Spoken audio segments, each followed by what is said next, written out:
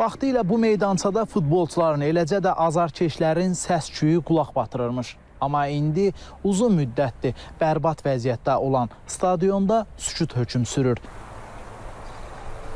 Bu sükutu pozan isə meydançanı özünə məskən seçən heyvanlardır. Buradakı oturacaqlardan da əsər əlamət qalmayıb.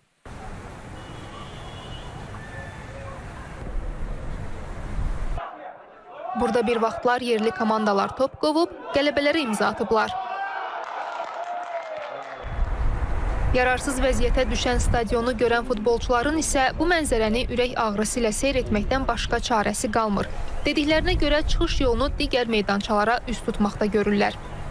Bircə yerimiz var, Kürdəmir İdman kompleksidir. O da ki, bir saatı 20 manat, 25 manatdır. Yəni, və yaxud da ki, 15 manatdır. Bolsuz qalmamaq üçün vadır olub gedib orada oynayırlar. Qabaq, yəni bizim stadionumuz normal halda idi. Yəni, son dəyişib otağımız, bizim stadionumuz, şəraitimiz yaxşı idi. İndi hal-hazırda stadionumuzda şəraitimiz yoxdur. Burada futbollar olurdu, yarışlar olurdu ki, bütün millət gəlib bizə baxırdı. Uzun illər stadionun rəhbəri olan, hazırda isə uşaq futbol komandasının məşqçisi kimi çalışan Əfrail Həşimov deyir, 4-5 il əvvəl burada qızlardan ibarət futbol komandası da yaradılmışdı. Yarışlar keçirilirdi, amma indi heç bir tədbir keçirilmir futbolla əlaqədar. Ona görə bizdə komanda var, uşaqlar var, oynamaq istəyirlər.